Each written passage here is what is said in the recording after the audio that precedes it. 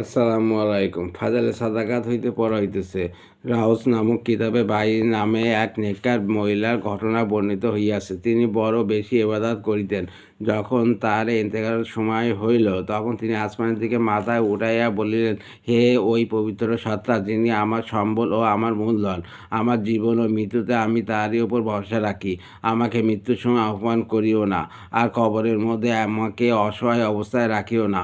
যখন তার ইন্তেকাল হইয়া গেল, তখন তার ছেলে নিয়মিত প্রতি জুম্মার দিন মায়ের কবরে যাইত, কোরআন শরীফ পড়িয়া ওয়াজ সওয়াব বকশিশ করিত এবং তাহার জন্য ওই সমস্ত কবরবাসীর জন্য দোয়া করিত। একদিন সেই ছেলে তাহার মাকে স্বপ্নে দেখিয়া জিজ্ঞাসা করিল, আম্মা, তোমার কি অবস্থা? মা বলিল, মতের কষ্ট খুব বড় কঠিন, কিন্তু আমি আল্লাহর রহমতে কবরে বড় আরামে আছি।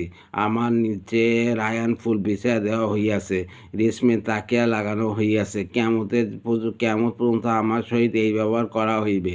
ছেলে জিজ্ঞাসা করিল, আমার উপযুক্ত কোনো খেদমত থাকিলে বলো। মা বলিল, তুমি প্রতি জুম্মার দিন আমার নিকট আসিয়া কোরআন শরীফ পড়িতে থাকো, ইহাও ছাড়িও না। কেননা যখন তুমি আসো, তখন সমস্ত কবরবাসী আনন্দিত হয়ে সুসংবাদ শুনিবার জন্য আমার নিকট আসে এবং বলে, তোমার ছেলে আসিয়া গিয়াছে। তোমার আগমনে আমিও অত্যন্ত আনন্দিত হই, আর তাহারা সকলেই অত্যন্ত আনন্দিত হয়।